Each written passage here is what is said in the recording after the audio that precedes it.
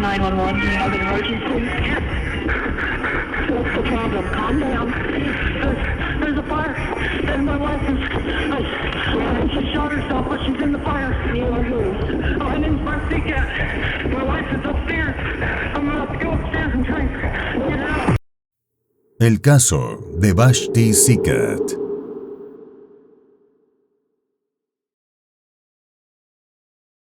Hola a todos. 3 veces por semana en este canal te traeremos los crímenes que han impactado a todo el mundo, desde desapariciones hasta los más terribles asesinatos. Injusticia, impunidad, corrupción y las más duras sentencias serán los acompañamientos de estas historias. Antes de comenzar con el relato, te pido que te suscribas y actives la campanita con todas las notificaciones. Tampoco olvides dejar tu like, ya que de esa manera podré seguir creando contenido. Sin nada más que decir, analicemos juntos todos los detalles de esta historia criminal. Brett Sikat nació el 3 de marzo de 1976 en la pequeña ciudad de Kingman, en el estado de Kansas, en los Estados Unidos. Fue el único hijo de Janet Sikat y su esposo, cuyo nombre, así como cualquier detalle de su vida, ha permanecido en la más estricta reserva. Fruto de un matrimonio anterior, Janet tuvo a Robert, el hermano mayor de Brett. La familia de Brett tenía una larga trayectoria en las fuerzas del orden público, por lo que en su hogar regía un ambiente de fuerte disciplina. Y si bien existe poca información sobre su infancia, es sabido que asistió a la secundaria Kingman. Alto y robusto, Brett contaba con cualidades físicas idóneas para la práctica de deportes relacionados con la defensa personal y, por tal razón, se anotó en el equipo de lucha libre del instituto. En paralelo, canalizó cierto afán por lucir un cuerpo perfecto a través del entrenamiento en físico-culturismo. Pronto, la excelente forma física de Brett lo llevó a participar activamente en torneos intercolegiales. En varias oportunidades se alzó con el primer lugar, convirtiéndose así en un luchador estrella y toda una personalidad destacada en la escuela. A los 16 años, mientras participaba en un importante evento de lucha en el Coliseo de Kansas City, Brett conoció a una chica oriunda del mismo estado. Su nombre era Vashti Forrest. Nacida el 21 de marzo de 1977 en la pequeña localidad de Argonia, en el condado de Sumner, Vashti fue la tercera hija del matrimonio entre Julie Hostetler y Clinton Forrest. Le precedían sus hermanos mayores, Rich y Kathleen. Posteriormente, la familia se completó con Tyler, la hija menor.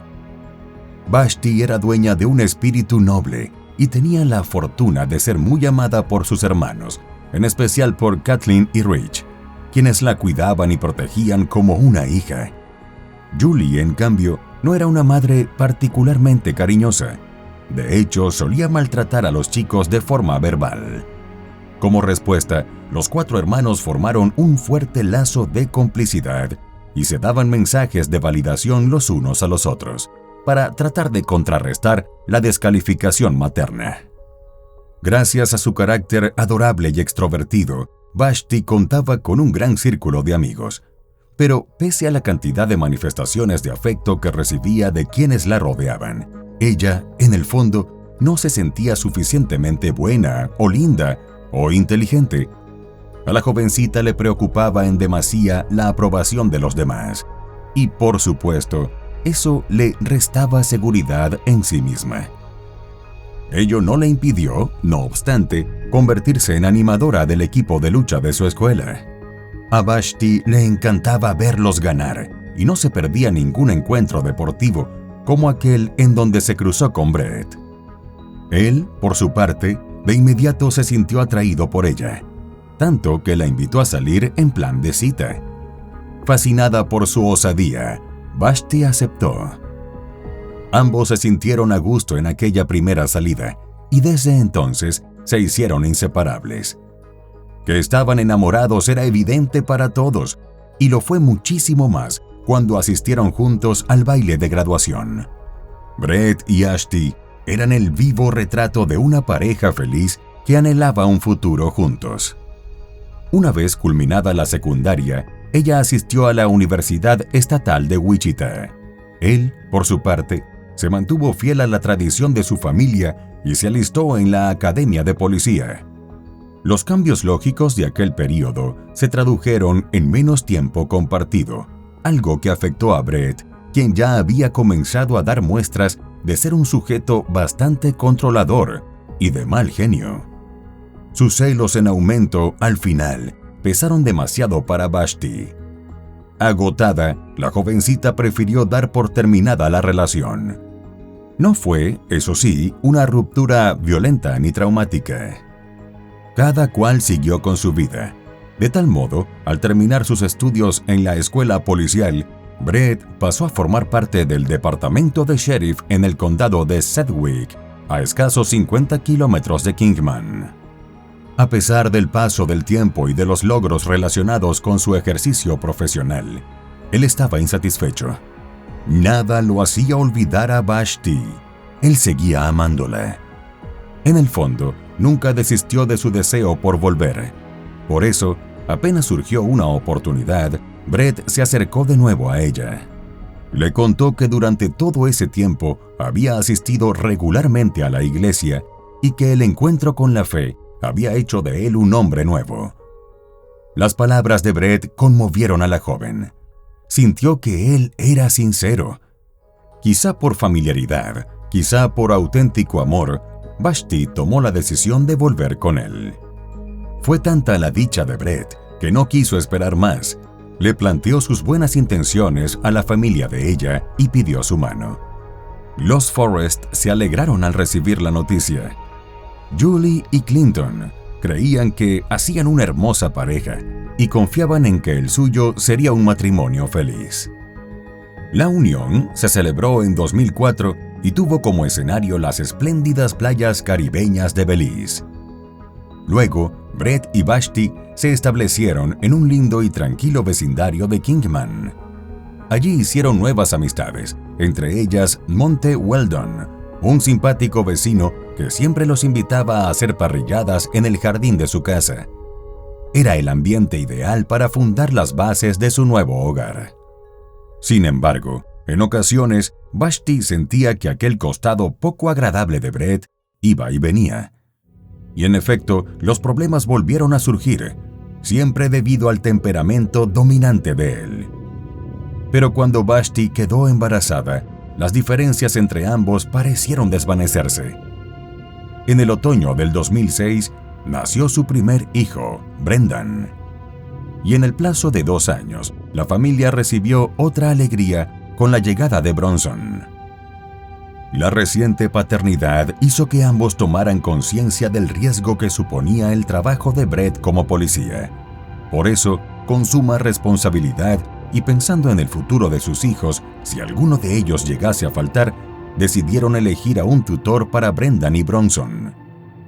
Tras analizar bien la situación, eligieron a Robert, el hermano de Brett, quien para la época era entrenador en la institución policial. Por lo demás, Vashti se entregó a la crianza de sus pequeños y a las labores del hogar. En sus tiempos libres, volcaba sus emociones en un diario. Y si bien Brett era un padre amoroso y dedicado, a veces su comportamiento era un tanto rudo con los niños, sobre todo a la hora del juego. En esas ocasiones, los trataba como a personas adultas. Aunque agazapada, la violencia de Brett parecía pugnar por salir. Hasta que un día, en su trabajo, se valió de su fuerza desmedida para someter a un recluso. Golpeó su cabeza contra un muro de concreto, causándole a la víctima fractura de cráneo y daño cerebral. El preso murió a los pocos días, y Brett fue demandado por uso excesivo de fuerza. Pero, como suele ocurrir en muchos casos de excesos policiales, su jefe, el alguacil Gary Steed, le dio todo su apoyo, y tanto la oficina del fiscal de distrito como la oficina de investigación de Kansas desestimaron la denuncia, por lo que fue absuelto de cualquier cargo.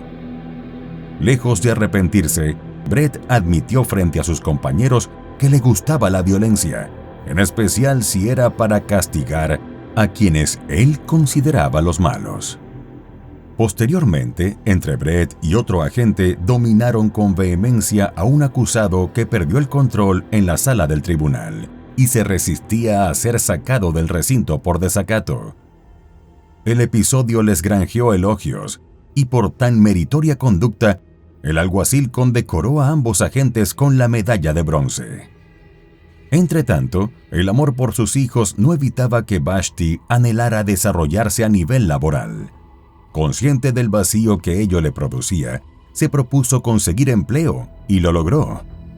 Vashti se convirtió en la flamante encargada de recursos humanos en una empresa de comunicaciones en Wichita.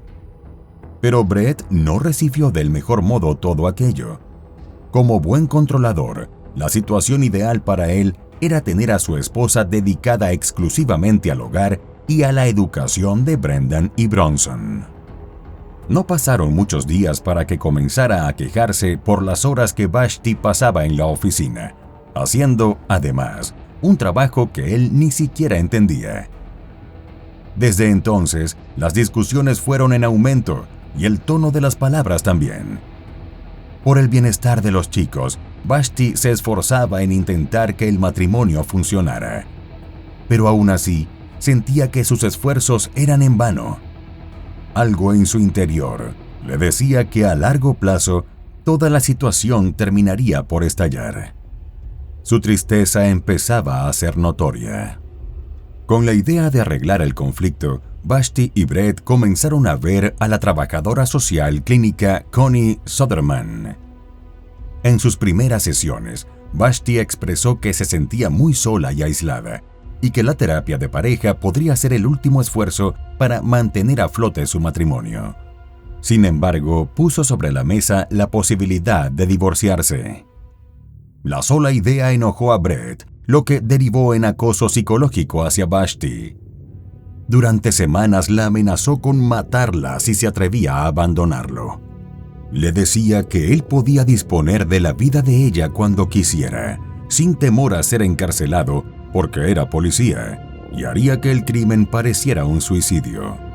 Incluso habló de quemar la casa para borrar cualquier evidencia. Estaba seguro de poder hacerlo. Brett era de la opinión de que en general los bomberos eran incompetentes.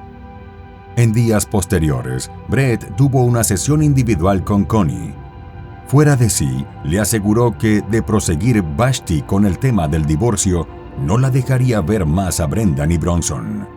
Y fue más lejos, juró que no le temblaría el pulso para sacarlos del país.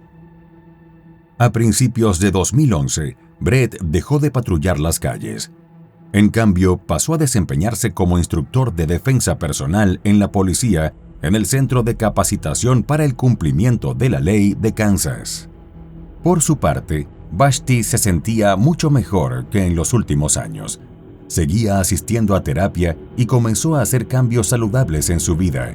Se ejercitaba y comía mejor. El divorcio, más que una opción, era una certeza. Experimentaba tristeza, pero sobre todo alivio. El plan le permitía tener una visión optimista sobre su futuro. Para potenciar los efectos de la actividad física, Vashti sumó a su régimen HCG, una droga que le quita el apetito. Lo hizo con total conocimiento de que, entre los efectos secundarios, podía surgir depresión. En cuestión de meses, su vida social se volvió muy activa y amplió sus contactos en el trabajo. Entonces conoció a alguien que le atraía. Se lo comentó a Kathleen, su hermana mayor, especialmente porque le preocupaba que Brett se enterara. Con miedo a sus posibles represalias, también habló de manera muy franca y abierta con sus colegas, dándoles detalles de las distintas amenazas de Brett. Y lo mismo hizo con Rich, su hermano. Brett sabía que Vashti escribía un diario personal. Sin ser visto por ella, lo tomó y se lo llevó a su oficina para escanear e imprimir varias páginas. Luego investigó toda una tarde acerca de heridas de suicidio, muertes relacionadas con incendios, diferencias entre homicidio y suicidio y sus respectivas razones. En las primeras semanas de abril de 2011, Vashti tuvo su última sesión individual con Connie. Dado que le angustiaba cómo reaccionaría Brett al recibir la solicitud de divorcio, entre ambas organizaron un plan para protegerla a ella y a sus hijos al momento de entregarle los papeles.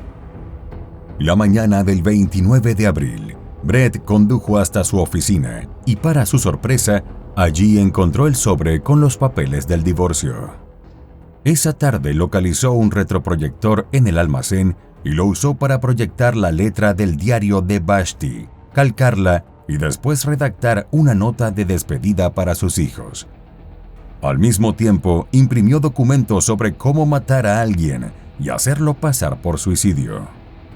Luego le preguntó al personal de mantenimiento cuál era la mejor manera de desechar los discos duros de las computadoras y, siguiendo su recomendación, usó un soplete para destruirlos, pues contenían las imágenes escaneadas. Arrojó los desechos a la basura y más tarde condujo hasta una tienda y compró gasolina que cargó en su camioneta. Horas después, le rogó a Vashti que lo dejara pasar la noche en casa para despedirse de los niños. Prometió marcharse a la mañana siguiente. Aunque discutieron el tema de las finanzas compartidas, Brett volvió a suplicarle que cambiara de idea, y en vista de que vio a Vashti decidida, pronto retomó sus amenazas. Cansada de la discusión estéril, Vashti se retiró a dormir a su habitación, mientras él esperó en el sofá de la planta baja. Alrededor de las 3:15 de la madrugada, se acercó hasta la habitación principal y, con pistola en mano, le disparó a Vashti en el cuello. Un vecino que estaba despierto y viendo televisión escuchó el impacto. Acto seguido, Brett abandonó el arma al lado del cuerpo sin vida de Vashti. Preparó toda la escena. Dejó las impresiones sobre suicidio encima de la mesa de noche, roció el pasillo y el dormitorio con gasolina, tomó el teléfono de Vashti e hizo una llamada al suyo, y por último puso a resguardo a Brandon y a Bronson. Con todo listo, inició el fuego. Las llamas se apoderaron de la habitación principal, y a causa del calor, la pistola comenzó a disparar las balas que aún quedaban en la recámara. Weldon y los demás vecinos se despertaron sobresaltados a las 3:45 am. Pensaban que se trataba de un tiroteo. A las 3:57 am, los operadores del 911 recibieron una llamada desesperada de Brett. Les contó del siniestro y dijo que su esposa se había disparado. 911, do you have an emergency? What's the problem? Calm down. There's a fire, and my wife she shot herself, but she's in the fire. My name's Martika. My wife is upstairs.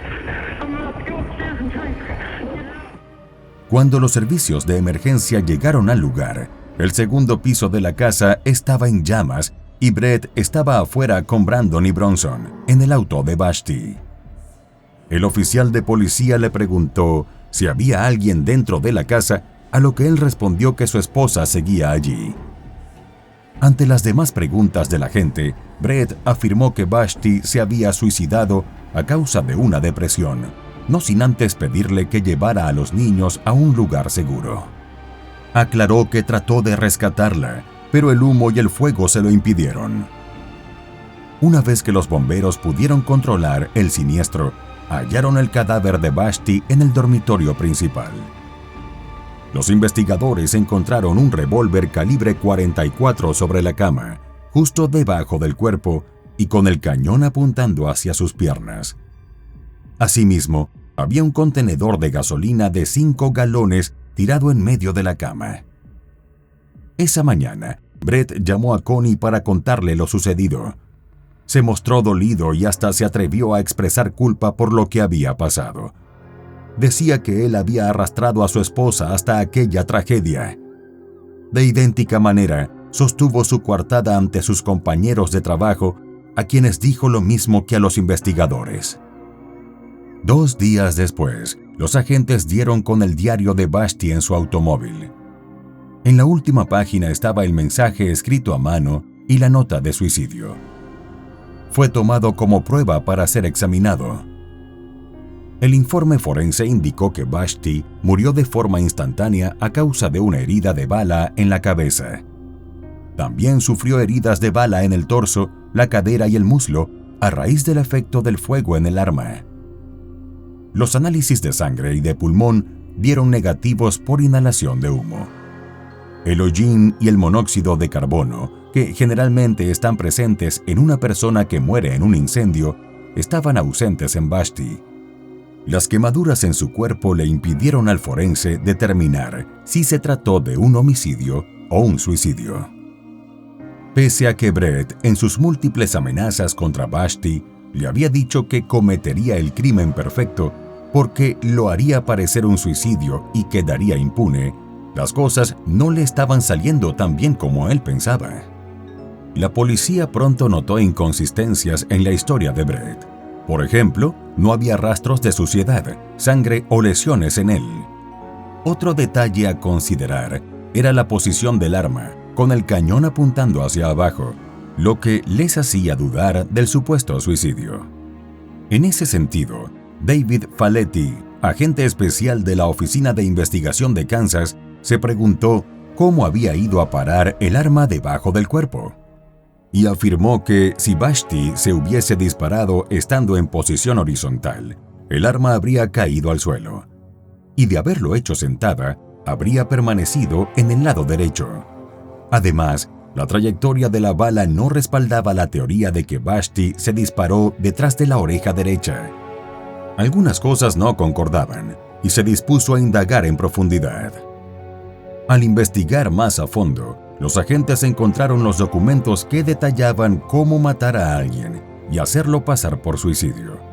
Y, al analizar la nota del diario, notaron inconsistencias en la caligrafía. Hecha la comparación con otros escritos de Vashti por parte de Dennis MacPhail, examinador de documentos forenses, concluyó que la nota era falsa. Igualmente, los testigos informaron haber visto a Brett destruyendo discos duros un día antes. El testimonio del vecino que escuchó el disparo fatal indicó que ocurrió a las 3:15 am, 45 minutos antes de que Brett llamara al 911. Con sus sospechas confirmadas, la policía arrestó a Brett el 13 de mayo de 2011. Fue acusado de homicidio premeditado en primer grado y 2 cargos más por poner en peligro a los niños. Desde entonces, Brandon y Bronson quedaron al cuidado de Kathleen. Durante el interrogatorio, Brett expuso que Vashti no era en realidad la mujer alegre y estable que quería hacer creer a todos. En privado era todo lo contrario. Vivía insegura y deprimida por la situación de su matrimonio tambaleante y por tomarse en serio las amenazas que él le había hecho sobre llevarse a los niños. También agregó que, tras solicitar el divorcio, Vashti se sintió abrumada y arrepentida, razón por la que inició el incendio y se disparó a sí misma. Pero fue en vano. La policía no le creyó. El 10 de junio de 2013 tuvo lugar el juicio. Durante las declaraciones de apertura, la fiscal general adjunta, Amy Hanley, presentó ante el jurado su visión de lo ocurrido e insistió en que no hay nadie mejor que un oficial de policía para saber que el fuego destruye evidencias.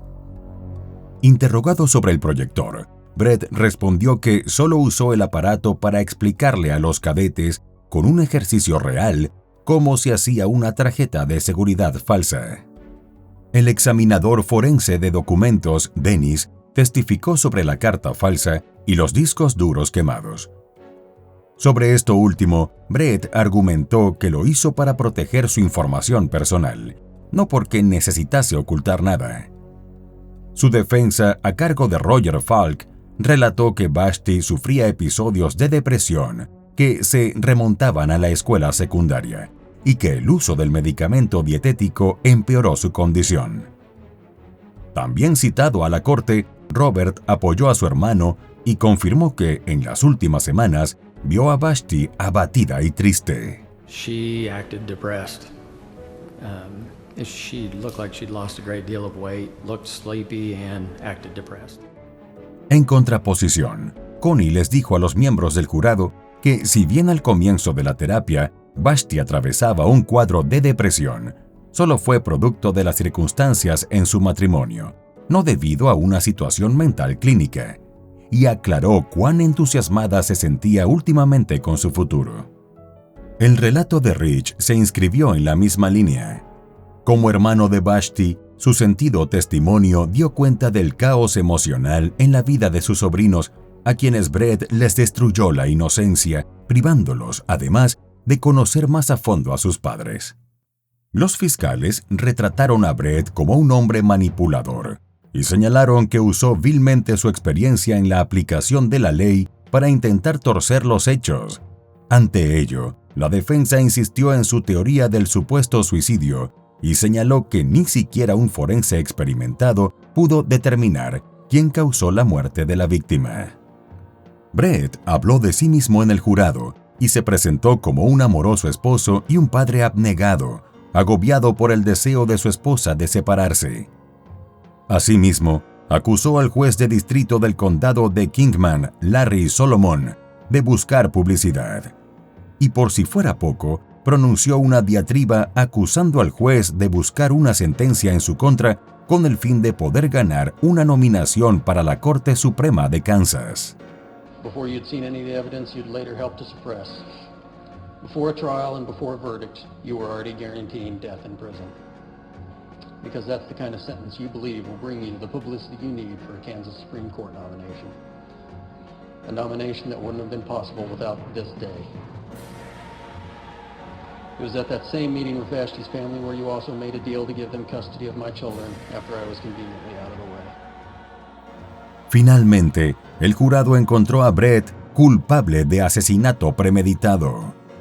El juez Larry le impuso una sentencia de cadena perpetua sin posibilidad de libertad condicional durante 25 años. Además, sumó 6 años de prisión por los otros cargos. Dado que dichos cargos se ejecutarán consecutivamente, Brett no será elegible para libertad condicional por más de 31 años. El juez Larry consideró el hecho de que Brett no admitió su culpabilidad, mintió para no asumir su responsabilidad y tampoco expresó remordimiento alguno.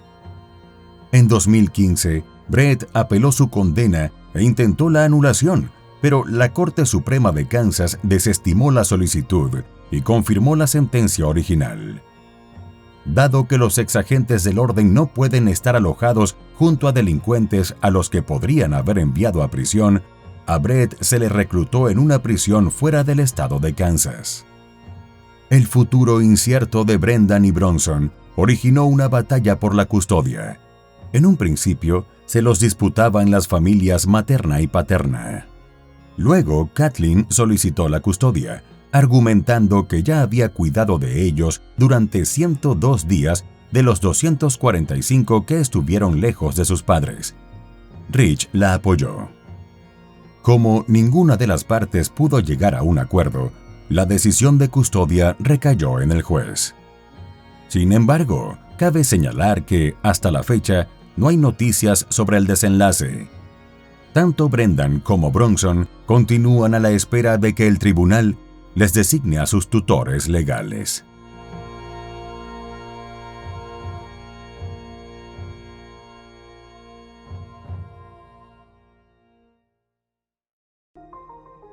Y bueno, querido espectador, aquí termina la historia criminal del día de hoy.